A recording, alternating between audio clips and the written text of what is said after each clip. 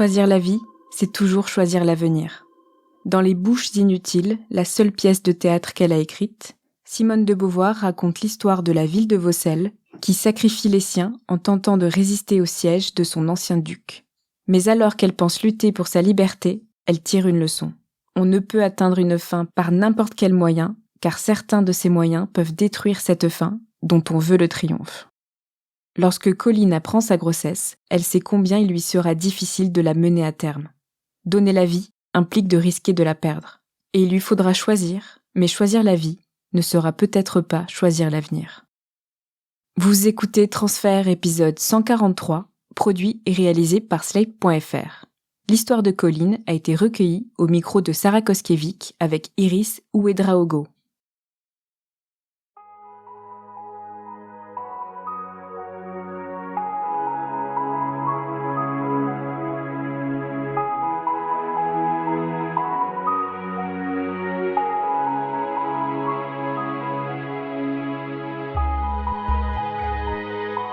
J'ai eu une enfance tout à fait normale. J'ai vécu entre Paris et la banlieue parisienne avec mes deux parents et mes deux petites sœurs.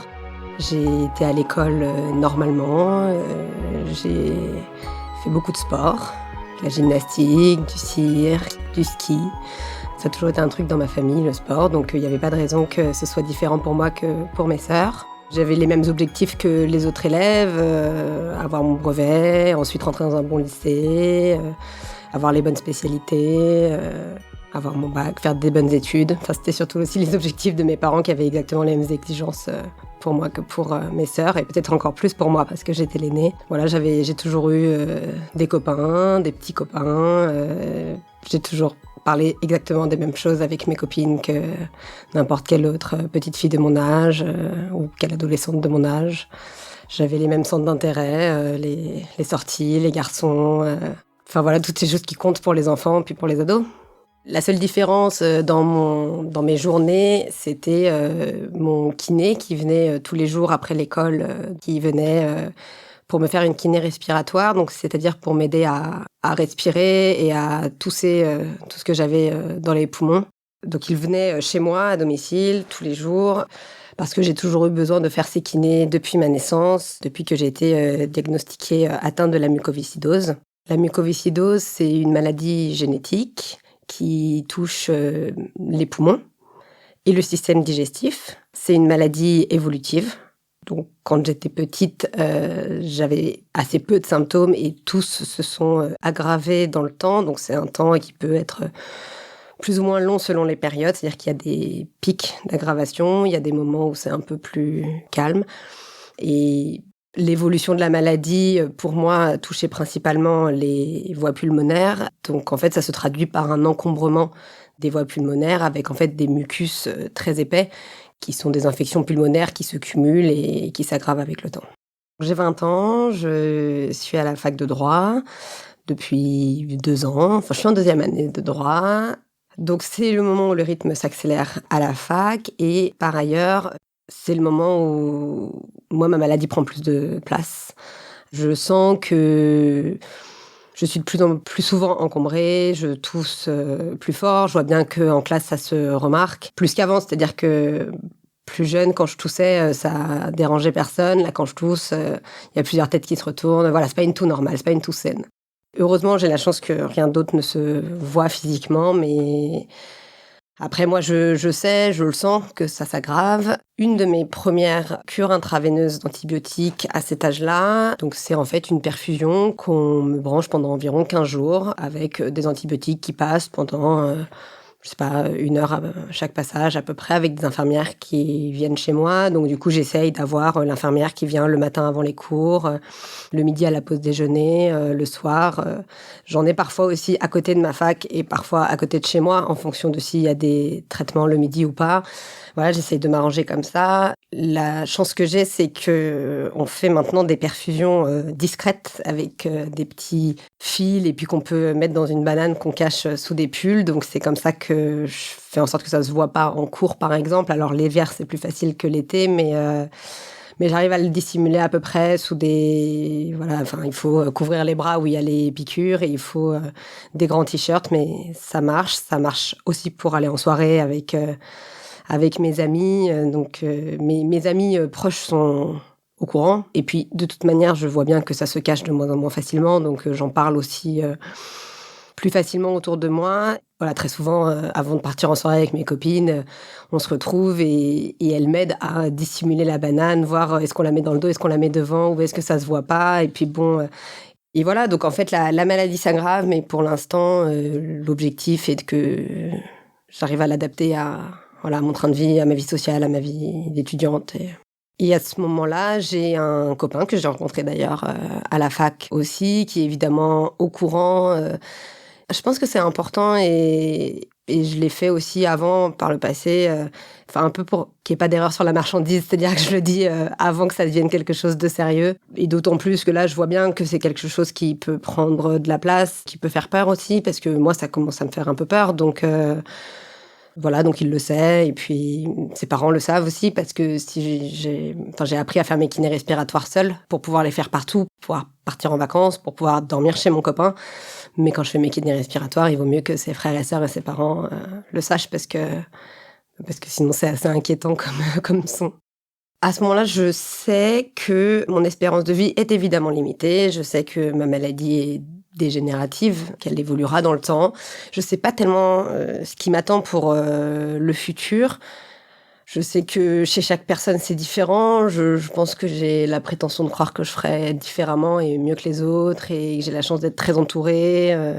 Donc oui, il y a une espérance de vie qui, à ce moment-là, est d'une 30aine d'années, 30-35 ans. Il y a encore beaucoup de gens qui meurent de la mucoviscidose. Je pense que ça fait que je prends des décisions différemment, que j'essaye toujours de faire des choix qui me correspondent, des bons choix, parce que j'ai pas tellement le temps de faire des mauvais choix. Mais en revanche, je vis comme si ça allait durer. C'est-à-dire que je me coltinerais pas une fac de droit si je me disais que j'aurais jamais la chance de travailler ensuite.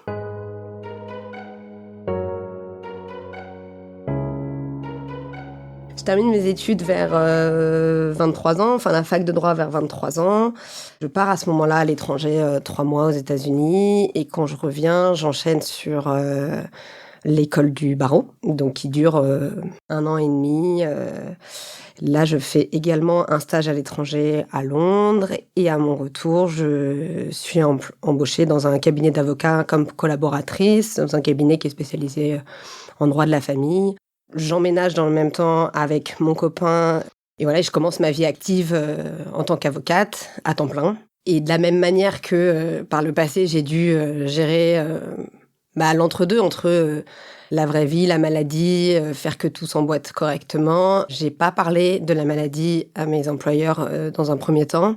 Donc au cabinet, j'arrive à travailler complètement normalement. J'ai eu la chance de commencer ma collaboration à un moment où j'avais pas besoin de cure intraveineuse, de perfusion. Donc, ce qui permet aussi d'avoir l'air le plus normal possible. Parallèlement, j'ai commencé un protocole, un essai clinique qui est mené dans différents pays, qui est un peu un traitement dans lequel la science a beaucoup d'espoir pour les patients atteints de mucoviscidose. On n'est que quelques-uns à faire cet essai. Et l'espoir pour moi de cet essai est de me permettre de regagner un peu en capacité respiratoire, parce que quand on a la muco, on sait à peu près où on en est en évaluant notre capacité respiratoire. Donc dès que je vais à l'hôpital voir mon médecin, je souffle dans une machine qui me dit où j'en suis, sachant que quelqu'un qui va bien aura une capacité respiratoire entre 80 et 100%, parfois même plus. Et moi, aujourd'hui, je suis plutôt à 70%, parfois un peu moins. Dans les moments où je vais moins bien, ça peut descendre à 60%. Et voilà, et ce traitement, on espère, permet de regagner sur le long terme un peu de capacité respiratoire, en fait, en désencombrant les bronches. Donc avec le protocole que je prends, pour l'instant, il n'y a pas de différence. Je ne sais pas si c'est parce que ça prend du temps à faire effet ou il est possible que j'ai aussi un placebo parce qu'il y a toute une branche des patients qui auront un placebo pendant 6 mois. Donc voilà, peut-être que c'est le cas. En tout cas, moi, je vois pas de différence et j'ai ma première perfusion qui tombe au moment où je suis au cabinet depuis justement à peu près 3 mois. En fait, c'est ce qui m'a forcée à le dire à ce moment-là à mes employeurs. Et non seulement c'est très bien compris, et je pense qu'elles ne savent pas tellement à quoi s'attendre, mais de la même manière que moi, je ne sais pas tellement non plus ce que je leur propose en réalité comme collaboration sur le long terme. Ma boss me propose très gentiment d'aller faire mes perfusions chez elle le midi. Donc je trouve une infirmière à côté pour aller faire ces perfusions-là à côté du cabinet. Je le dis pas non plus à toutes mes collègues, on est beaucoup au cabinet. Je le dis à une partie, c'est pas, encore une fois, c'est pas que c'est un tabou, mais voilà, c'est pas forcément quelque chose auquel j'ai envie d'être identifiée dans le cadre professionnel. Parallèlement avec mon copain, à ce moment-là, on commence à discuter d'enfants, plus pour anticiper justement le fait que à un moment je vais manquer de temps. Je pense que je peux vivre longtemps, mais j'en ai absolument aucune certitude. Et à la différence des gens de mon âge, je sais qu'il y a beaucoup de chances en tout cas que ce soit pas le cas. Je sais aussi que si je veux des enfants, je suis pas sûre de pouvoir les porter. Donc ça demande d'anticiper. Et donc on a cette discussion en parallèle, d'abord sur la question de l'adoption. Et puis, quand j'en parle à mon médecin, elle me dit qu'on pourrait envisager une grossesse naturelle aussi.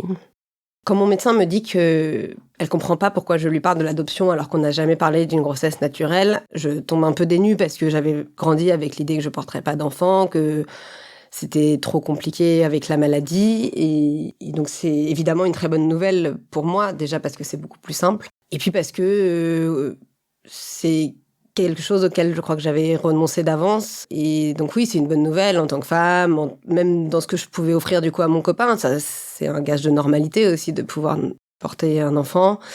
Et puis tout à coup, c'est l'aventure parce que ça veut dire en revanche s'y mettre bientôt parce que j'ai 27 ans, je vois que ma capacité respiratoire aussi entre 50 et 70%. Mais bon, mon médecin me dit c'est un peu maintenant ou jamais. En revanche, là on peut gérer, mais j'en parle à mon copain, qui lui aussi est très content. Alors, c'est un peu vertigineux. Nos amis n'ont pas encore d'enfants. Et même nous, en fait, on avait eu cette discussion avant que le désir d'enfant arrive. Puis, bon, ça fait déjà plusieurs années qu'on est ensemble. On vit ensemble depuis plusieurs années. On travaille tous les deux. Donc, on se lance. Et mon médecin me prévient que, bon, ça peut prendre du temps. Elle me fait inscrire sur une liste d'attente pour une insémination artificielle en me disant... presque histoire de, on te laisse 4 mois. Et en fait, j'en ai pas besoin. Je tombe enceinte tout de suite. Ça me confirme à ce moment-là que, en fait, je suis prête.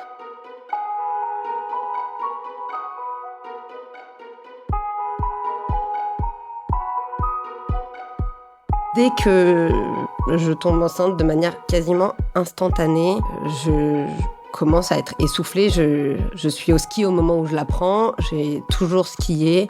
C'est la première fois que j'arrive même plus à porter mes skis entre deux remontées mécaniques ou que même descendre une piste me demande un effort. Enfin, je préviens mon médecin. Je suis obligée d'arrêter le protocole que je prenais toujours depuis maintenant plusieurs années et qui avait commencé à avoir des effets positifs. Mais à ce moment-là, ce médicament est beaucoup trop récent pour prendre le risque de continuer à le prendre en étant enceinte. Donc on l'arrête aussi soudainement que je suis tombée enceinte. Et là, c'est fatigue, nausées, essoufflement, décliner respiratoire interminable. Et à côté de ça, toujours le cabinet qui me prend du temps. Alors, je suis à temps partiel.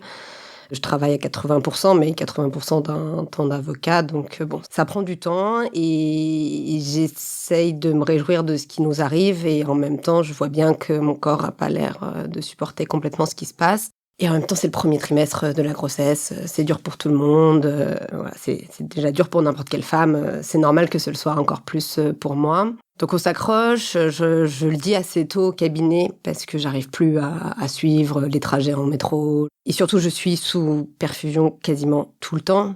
Il y a quelque chose d'un peu culpabilisant en plus à être enceinte et à prendre autant de médicaments alors que je vois bien mes copines ne même pas vouloir prendre un Doliprane. Au bout d'un moment, ça devient presque un non-sens quand je vois que j'ai du mal à me déplacer, que je suis sous antibiotiques à dose de cheval en permanence, que tout devient un effort et en même temps qu'on continue. Donc j'en parle à l'hôpital où je commence à avoir un suivi psychologique et je leur dis que voilà, je suis encore dans le délai où je pourrais avorter. Et la question, je trouve, se pose. J'ai pas envie, mais j'ai pas envie de mourir non plus pour une grossesse qui n'en est qu'à 2 mois et qui me vampirise complètement. Et je vois bien dans les yeux de mon copain son inquiétude, donc je sais qu'il serait d'accord avec ma décision. Et en fait, quand j'en parle à l'hôpital, mon médecin me propose si je veux prendre des antidépresseurs.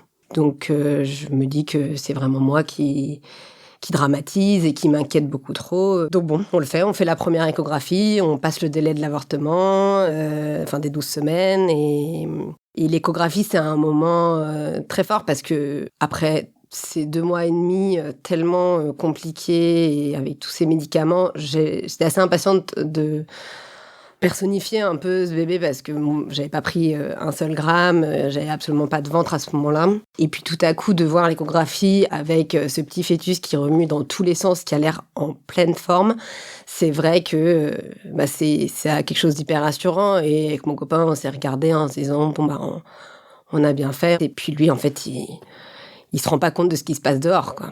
Évidemment, toute la grossesse est très médicalisée, tant sur le plan gynécologique, parce que ça reste une grossesse à risque, que sur le plan respiratoire.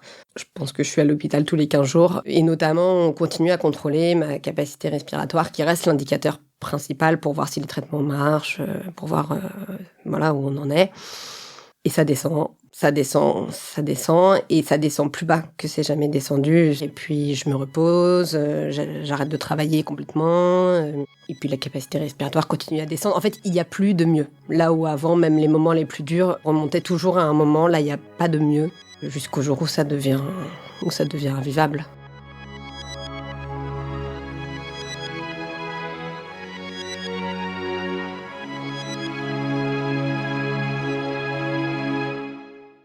Je fête mes 28 ans le 15 mars 2018. J'aime bien fêter mon anniversaire, donc je me dis, bon, il n'y a pas de raison, j'essaye. Et je demande à tous mes amis de venir dans un bar qui n'est pas très loin de chez moi. De toute façon, j'allais pas m'aventurer très loin alors que j'arrive même plus à marcher.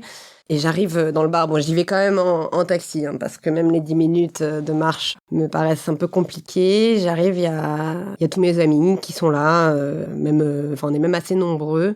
J'annonce au dernier que je suis enceinte, donc ça fait 3 mois jour pour jour. Ça commence à se voir un peu, donc il y a ce moment qui est joyeux. Et puis de toute façon, c'est festif. C'est musique à fond, gâteau, bougies, cadeaux. Et en même temps, il y a quelque chose qui plane, qui est que moi, je peux pas bouger de mon siège, que je suis assise, que je suis pâle, que je suis encore avec une perfusion cachée dans mon t-shirt. Mais je me suis quand même habillée, maquillée, j'ai fait l'effort. Et voilà, il y a quelque chose... C'est un mélange de joie et de fête, et il y a quelque chose de lourd. Je pense que tout le monde comprend qu'il y a quelque chose qui tourne pas tout à fait rond dans ce qui est en train de se passer. Mon copain part le lendemain de mon anniversaire en Californie. Il va voir un ami pendant 15 jours. Et il a beaucoup de mal à partir parce qu'il voit bien dans quel état il me laisse. Je pense qu'il est un peu culpabilisé de partir en vacances en me laissant. Et en même temps, moi, je me dis, déjà, c'est très bien qu'il prenne l'air parce que c'est lourd pour lui au quotidien. Il porte beaucoup parce que moi, je peux que m'occuper de moi, de la maladie et la grossesse. Ce que je dois gérer à ce moment-là. Mais voilà, moi je m'occupe de ma santé et lui il gère tout le reste, donc je suis contente qu'il parte en vacances. Et justement je me dis, bon, il est au bout du monde, j'ai 15 jours pour aller mieux, et surprise, quand il revient, tout va bien, ce sera le 2e trimestre, il paraît que c'est vachement mieux, et puis en fait ça se passe pas comme ça. Le 22 mars, je vais à l'hôpital encore une fois, et ça devient vraiment critique. Pour le coup, j'y suis toutes les semaines, je vois l'inquiétude aussi dans le regard de mon médecin. Et pour la première fois, c'est un peu une avalanche de nouvelles. Je rentre dans le bureau de mon médecin où je suis tout le temps, et elle est cette fois avec la psychologue parce que là, je suis à 4 mois de grossesse.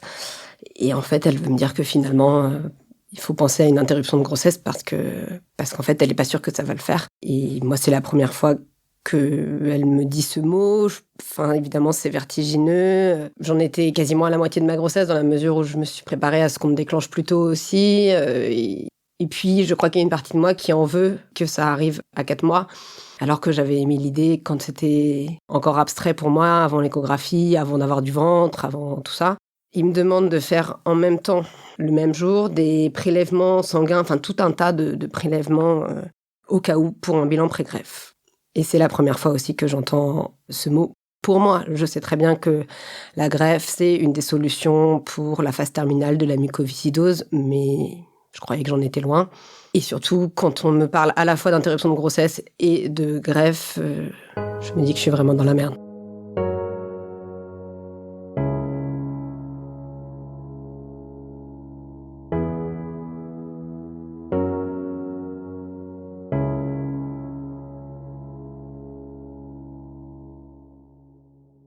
Donc après ce rendez-vous du 22 mars, moi je suis évidemment complètement secouée. Je suis aussi très triste parce que avec mon médecin, on se met d'accord sur une espèce de semaine de la dernière chance où je lui dis bon, je vais chez mon père en Belgique, me requinquer, me reposer, j'aurai rien d'autre à gérer que ça. On me dit OK et on fait le point dans une semaine. Bon, donc je pars. Et puis je sais que je vais pas pouvoir garder le bébé. Mon copain à ce moment-là ne répond pas parce qu'il est en Californie et qu'au moment où moi j'apprends tout ça, lui il est en train de dormir tranquillement. Lui rentre en catastrophe, il me rejoint en Belgique directement, parce que je pense que même si on essaye tous encore un peu que ça tienne, on voit bien que ça va pas tenir longtemps et la semaine en Belgique est vraiment un enfer. Enfin, je peux plus du tout me déplacer, ma chambre est à l'étage, ces escaliers me paraissent l'Everest à monter et je continue à vomir tout le temps. Je sais même plus si c'est à cause de mes perfusions, de la grossesse, de la tristesse. Je sais plus. Le problème, c'est que vomir quand on n'arrive plus à respirer, rien que ça crée une crise d'angoisse. Donc la crise d'angoisse s'ajoute à ça. Et puis surtout, j'ai très peur. J'ai très très peur. Et j'arrive pas à me défaire de cette angoisse, de me sentir si diminuée. Enfin, je perds complètement pied. On rentre à Paris en voiture avec mon père, ma sœur et mon copain une semaine après, le 29 mars, et on va directement à l'hôpital Cochin. Au moment où ils m'hospitalisent, l'objectif est assez clair, c'est tu peux plus gérer toute seule, on va t'aider. À ce moment-là, on n'évoque plus l'interruption de grossesse. On te met dans un espèce de service qui est entre les soins intensifs et la pneumologie, et puis tu te reposes. T'as plus rien à faire, on est là, sous la main. Donc arrête de t'inquiéter, s'il y a quoi que ce soit, on est là. Je suis très rassurée effectivement d'avoir toute une équipe médicale autour de moi. Et je me dis que ça va m'aider à me remettre sur pied. Mais les jours qui suivent sont pas mieux. Et les médecins, tous les jours je pense, tous ensemble, se réunissent pour réfléchir à mon cas parce que c'est assez inédit, en tout cas à Cochin. Et pour les médecins qui me suivent, d'avoir la mucoviscidose, d'être enceinte au début du 2e trimestre, d'être dans cet état assez critique de faiblesse. J'ai aussi perdu du poids, donc là aujourd'hui je fais à peu près 46 kilos pour 1m60. J'ai pas de réserve. Donc voilà, soit en gros j'arrive à aller mieux, et là on réenvisage l'interruption de grossesse, parce que de toute façon il faut que j'aille mieux pour interrompre la grossesse, soit honnêtement on sait pas ce qui se passe.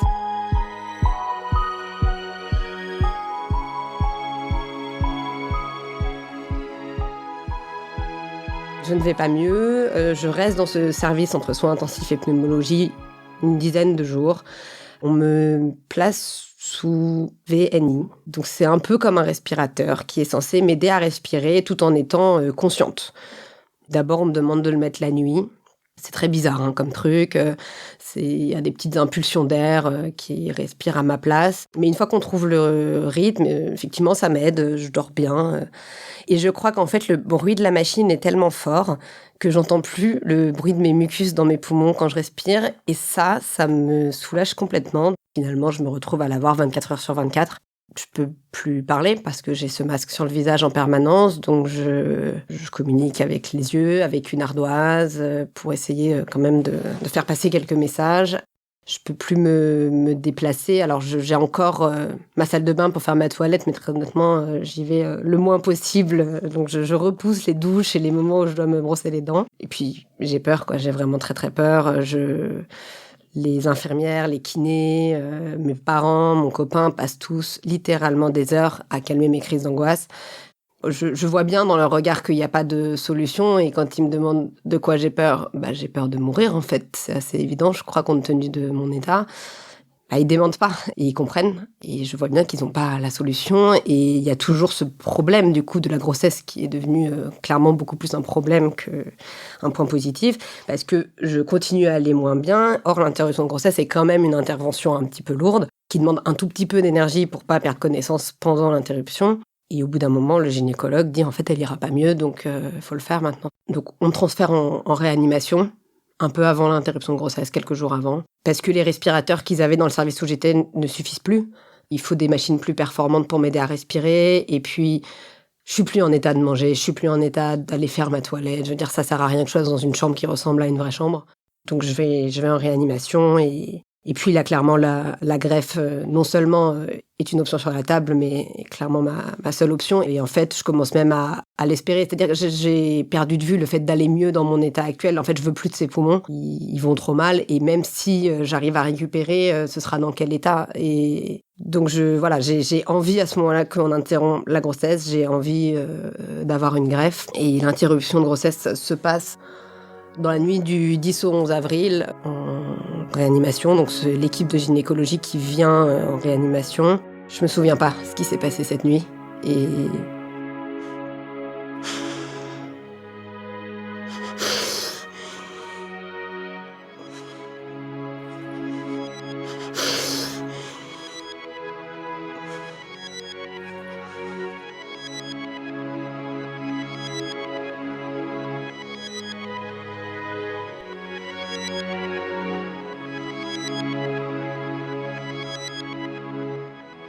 le lendemain, c'est vraiment la journée où mes poumons lâchent. Je sais pas dire si c'est les poumons ou le reste du corps, mais en tout cas, ça fonctionne plus. Même les meilleures machines de réanimation ne suffisent plus.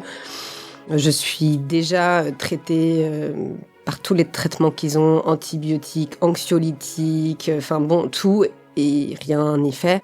Donc les réanimateurs prennent un peu la décision de la dernière chance, qui est de me mettre sous ECMO. Et en fait, je comprends que c'est une équipe mobile de spécialistes qui ne font que ça, qui branchent des gens pour les mettre sous ECMO. Et donc, ok, j'attends l'équipe. Et l'équipe arrive. Je suis trop faible pour avoir une anesthésie générale. Donc, après avoir discuté avec mes parents et les réanimateurs, on décide d'essayer l'hypnose et des anesthésies locales. Et je comprends ce qu'est l'ECMO en le voyant sur moi. Donc je vois que j'ai comme des gros câbles qui sont branchés au niveau de l'aine. Il y en a un à gauche ou deux à gauche, deux à droite, qui transportent le sang. D'un côté, il est oxygéné, de l'autre, il l'est pas. D'ailleurs, il n'est pas du tout la même couleur des deux côtés. C'est clairement tentaculaire, hein. C'est-à-dire qu'il y a mes jambes et puis il y a ces gros fils qui sortent, on dirait Matrix, et puis qui vont vers une machine qui en fait fait le boulot des poumons en remettant de l'oxygène dans le sang, parce que mes poumons le font plus. Et je comprends que cette machine sert à mettre les poumons au repos, mais dans mon cas, c'est pour attendre de les remplacer, si on peut les remplacer. Donc je sais que les médecins... Alors à Cochin, il n'y a pas de greffe, donc les médecins cherchent une place dans un hôpital. Et finalement, l'infirmière qui me suit à ce moment-là m'annonce la bonne nouvelle, qui est que l'hôpital Foch a une place pour moi et accepte de me recevoir, si j'ose dire. Et donc là, c'est panique à bord, il faut faire les derniers examens, parce que heureusement, il y avait eu du coup ces examens faits au mois de mars qui avaient permis d'anticiper un peu. Mais tout à coup, on est... dans l'urgence extrême, et donc eux sont en train de continuer à discuter avec l'agence de bioéthique pour voir si je peux passer en procédure de super urgence pour ma greffe, et moi parallèlement l'objectif est de me faire le plus d'examens possible, sachant que même un scanner c'est une aventure avec mon état et l'ECMO, et donc je me rappelle à Cochin, c'est un des derniers moments que je passe dans cet hôpital où le scanner c'est bien la seule machine qu'on peut pas amener à moi en réanimation, donc je dois y aller. Et alors là, c'est 15 personnes autour de moi qui se déplacent en courant parce qu'on n'a pas le temps et que Foch nous attend. Et je passe devant la cafétéria et je vois 15 copains à moi qui sont là. Et je savais pas. Enfin, je savais qu'ils étaient dans le coin, mais j'étais vraiment concentrée sur autre chose. Et mon copain faisait des allers-retours entre eux et moi, mes parents aussi. Donc, je sais qu'ils sont là. Mais là, tout à coup, je me retrouve avec cette équipe de 10 soignants autour de moi, et eux, je les vois au loin qui se disent « Mais c'est Colline qui passe devant nous avec sa pieuvre autour d'elle. » Et voilà, et ça se passe comme ça, vraiment dans l'urgence, mais il y a une énergie à ce moment-là où, enfin, tout le monde y croit, moi j'y crois. Et il y a aucun moment où je me dis que c'est fini. Je sais que ça se joue à pas grand-chose. Je sais que si je veux à ce moment-là, je peux mourir. J'ai plus beaucoup d'énergie. Mais j'ai encore envie. Et puis il y a trop de gens qui comptent sur moi. Et puis bon, j'ai que 28 ans. Donc on s'accroche et je suis transférée à Foch dans la soirée. Au moment du transfert, donc il est tard, hein, il est 21h30 peut-être. Les brancardiers, le SAMU viennent me chercher. Et alors là, c'est une scène de film, c'est-à-dire que je rentre dans l'ambulance, je vois ma belle-mère, je vois mon copain, mes parents, des copains à droite à gauche, tout ce beau monde autour de l'ambulance dans laquelle je rentre. Alors, personne n'a pris la peine de m'habiller alors qu'il fait hyper froid, je suis sur mon brancard, toujours avec mon ECMO, et clairement l'ECMO devient une espèce de pierre précieuse, il faut absolument pas la bouger et tout, donc c'est le Graal, voilà. Donc je n'ai que des infirmiers autour de moi qui rentrent avec moi dans l'ambulance, mes parents peuvent pas venir avec moi, mon copain non plus. Et en fait, il y a tout un convoi de policiers en moto qui entoure mon ambulance parce qu'il ne faut aucun à-coup pour la machine. Et donc, pas un feu rouge, pas d'embouteillage, rien. Et on traverse tout Paris comme ça jusqu'à arriver à Foch. Et mon copain, ses amis nous suivent en moto, en métro, en voiture. Enfin voilà, la plupart arrivent assez rapidement aussi à Foch, à peu près en même temps que moi, même si j'avais l'intérêt d'aller un peu plus vite avec mon convoi. Quand j'arrive à Foch, en fait, je comprends qu'on m'a pas acceptée sur liste de greffe encore et que je suis là pour tester, justement, si je vais avoir une chance d'être prise. Donc, je rencontre le médecin qui va me suivre à Foch et qui doit prendre la décision de m'inscrire ou pas sur liste de super urgence. Sachant que c'est évidemment une procédure très rare, très exceptionnelle, réservée aux cas les plus graves. Les médecins cherchent aussi à ce que cette procédure ait une chance de succès. C'est-à-dire qu'on ne va pas accorder la greffe à des gens qui n'ont aucune chance de survie suite à l'opération ou pendant l'opération. Donc en fait, c'est tout ça qu'ils font pendant 24 heures à Foch, c'est regarder s'ils pensent que je supporterai l'opération. Puis il faut croire que j'arrive à les convaincre que oui. Et on m'inscrit sur liste de super urgence 24 heures après mon arrivée. Et pendant ce temps, je continue à faire les kinés respiratoires, je continue à attendre, à recevoir beaucoup de traitements. Je suis branchée de partout, hein, depuis déjà un moment, je bouge pas, j'attends. Et puis je sais que la super urgence, il y a une semaine pendant laquelle la demande est valable, renouvelable une fois. Si ça passe pas en 15 jours, s'il n'y a pas de poumon qui arrive dans les 15 jours, je sais que je pourrais pas rentrer dans les délais normaux de greffe, je tiendrai pas. Et donc bon, j'ai plus qu'à croiser les doigts. Alors c'est un peu terrible hein, parce qu'on en vient à attendre que quelqu'un meure pour récupérer ses poumons, mais bon, je suis trop concentrée sur moi et le fait de survivre moi pour avoir vraiment assez d'empathie pour y penser. Et les poumons arrivent très vite puisque le lendemain à 15h, le chirurgien, qui est d'ailleurs très jeune, ça me surprend à ce moment-là que ce soit mon chirurgien, nous dit bon bah il y a un greffon qui est en chemin. On ne sait pas dans quel état il arrive, on ne sait pas. Et puis, il y a plein de tests à faire sur le greffon pour voir s'il est compatible avec moi, s'il est en bon état. Donc voilà, on ne peut rien vous dire, on peut juste vous dire que le greffon est en route et s'il est bon, en revanche, la greffe est ce soir.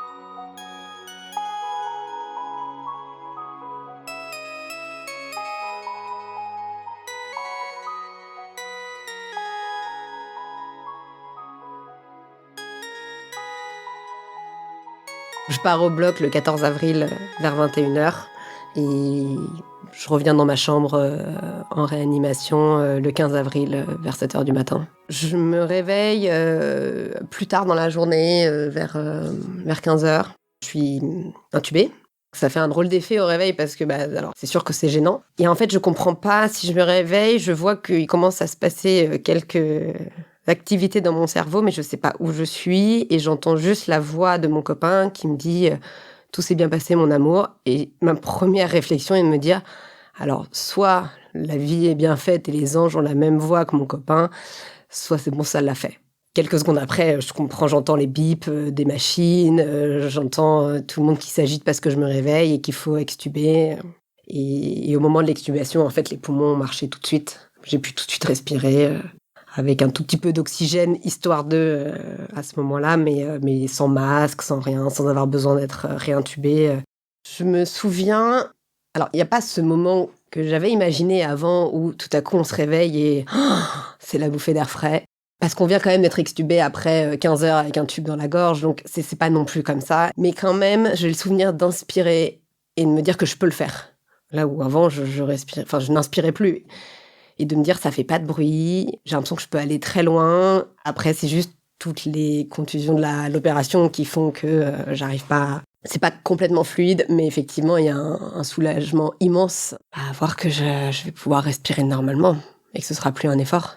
Après, physiquement, c'est sûr que c'est une grosse opération, donc j'ai un espèce d'œdème sur tout le corps. Donc j'ai été à l'opération, je faisais 45 kilos, j'en sors, j'en fais 58 parce que tout mon corps est gonflé d'eau. J'ai des fils branchés sur tous mes bras, dans le cou. J'ai ce qu'on appelle des drains qui sortent des poumons, donc directement de mes poumons pour en fait évacuer le liquide qui peut rester de l'opération. Mais donc ça, j'en ai 6 qui sortent de ma cage thoracique. Je suis branchée partout. Ouais, c'est sûr que il y a un moment où on se demande un peu combien de temps ça va prendre avant de retrouver un état physique normal, mais ça prend du temps, mais ça progresse assez vite. En fait, les premiers jours, l'œdème disparaît, puis au bout de 15 jours, on enlève les drains et à partir de là, je respire bien. Enfin voilà, mon état est assez vite stable et je passe en soins intensifs, ce qui est le parcours classique. Quand après une greffe pulmonaire, on fait réanimation, soins intensifs, pneumologie. Donc je passe à l'étape 2 en soins intensifs, où là, voilà, c'est là où je vais rester le plus longtemps. C'est le temps de retirer les drains, de retirer en fait progressivement les cures antibiotiques, de voir aussi comment ça se passe parce que, encore une fois, la greffe post-grossesse, c'est assez inédit et le corps développe plein d'anticorps au moment de la grossesse, donc il faut s'assurer qu'il se retourne pas contre le greffon. Donc toutes ces choses-là, je suis suivie de près et puis on démédicalise progressivement, doucement.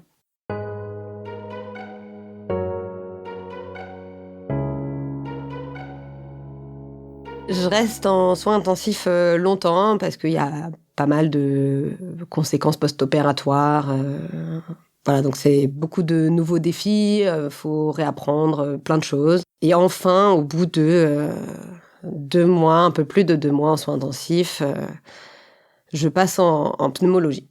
Et là, je suis hyper contente. C'est-à-dire que ma chambre a eu le temps de devenir une chambre extrêmement bien aménagée. Donc j'ai beaucoup d'affaires, ce que tout le monde m'a apporté, beaucoup de nourriture dans mon frigo, des photos partout. Enfin, ça fait plus de 2 mois que je suis dans la même chambre et que j'ai de la visite en permanence. Donc je récupère tout mon petit fatras avec les brancardiers qui viennent me chercher, sont hallucinés. C'est-à-dire que je suis sur mon lit d'hôpital avec, je pense, 25 sacs dessus. Et vraiment, ils me disent « Mais qu'est-ce que t'as fait ?» Et je passe en pneumo et là, j'ai l'impression d'aller au Club Med.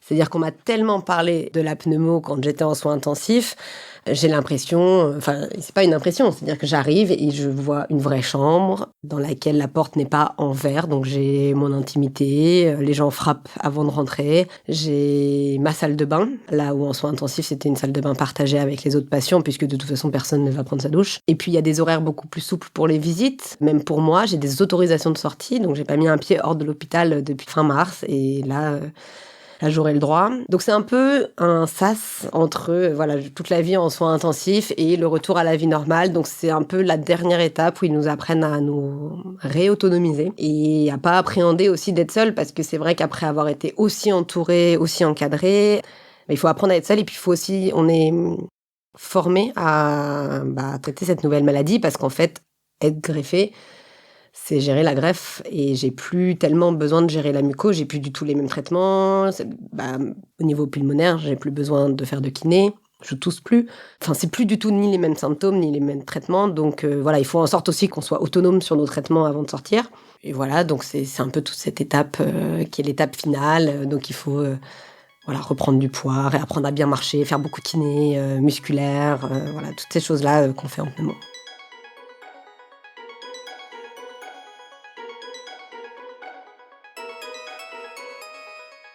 Quand j'étais en soins intensifs, comme j'avais eu beaucoup de complications post-opératoires, à aucun moment on a mesuré ma capacité respiratoire, ce qui habituellement se fait après 1 mois de greffe. Moi, étant restée 2 mois à peu près en soins intensifs, on me calcule ma capacité respiratoire pour la première fois 2 mois après. Donc dans le service dédié en pneumologie. Et l'infirmière, qui a certainement plus ou moins l'habitude de voir des greffés faire leur première évaluation, ne me montre pas l'écran. Et moi, à ce moment-là, c'est vraiment le défi de ma vie. C'est-à-dire que il faut que j'ai la meilleure capacité respiratoire possible. J'ai envie d'être meilleure que les autres, leur montrer que j'ai eu des super poumons. Et je sais qu'il ne faut pas que je sois déçue si c'est un peu bas. On m'a prévenu qu'après la greffe, ça peut être 60, 70, 80%. Je souffle et je vois la tête de l'infirmière. Je ne sais pas quoi en déduire. Elle regarde l'écran avec un drôle d'air et je sais pas trop. Elle me dit bon bah devine, t'as fait combien? Donc je tente un 70 et là elle tourne l'écran et je suis à 112% et y a pas de mots, je me rappelle pas avoir eu ça dans ma vie.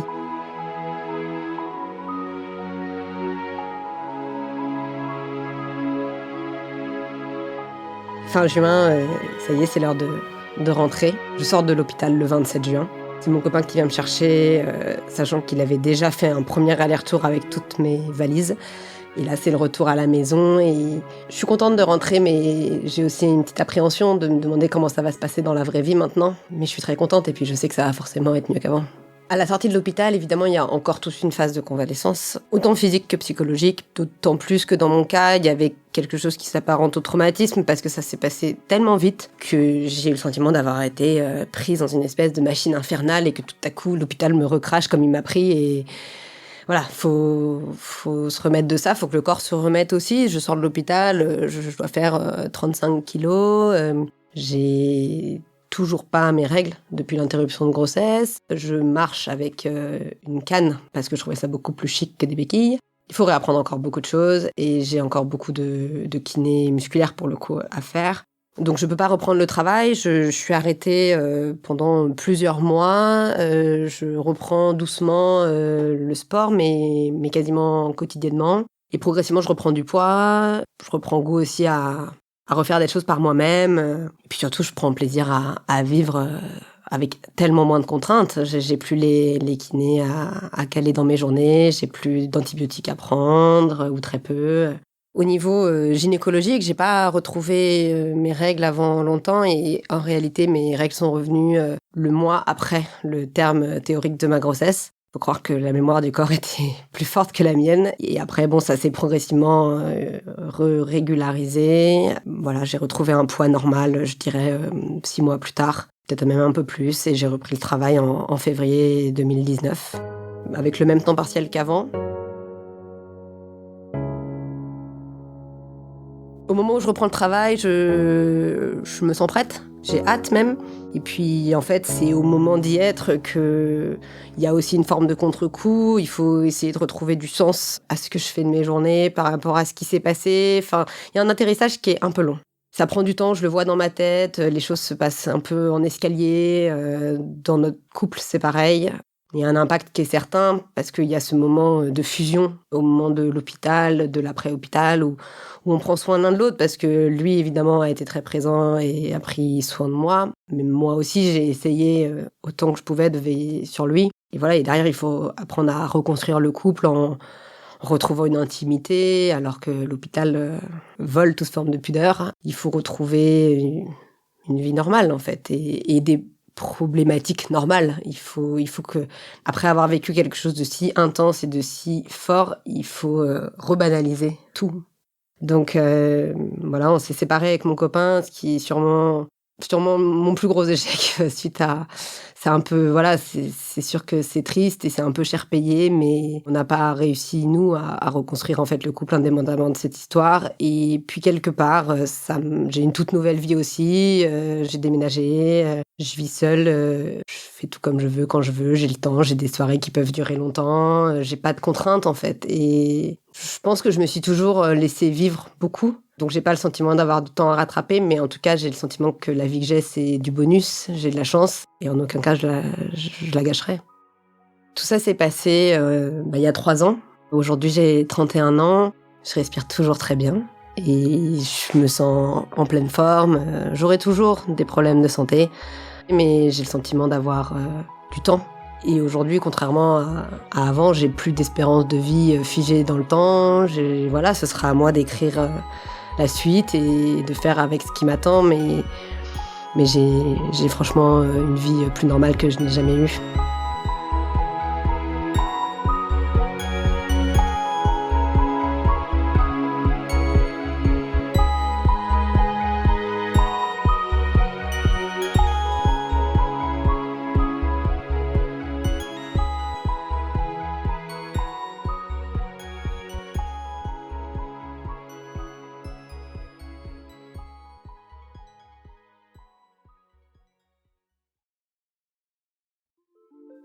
Vous venez d'écouter Transfert épisode 143. L'histoire de Colline a été recueillie au micro de Sarah Koskiewicz avec Iris Ouedraogo. Il a été produit et réalisé par Slate.fr sous la direction de Christophe Caron, Benjamin Septem-Ours et Sarah Koskiewicz avec Aurélie Rodriguez. La musique a été composée par Arnaud Denzler. Retrouvez tous les épisodes de Transfert sur Slate.fr ou sur votre application de podcast préférée.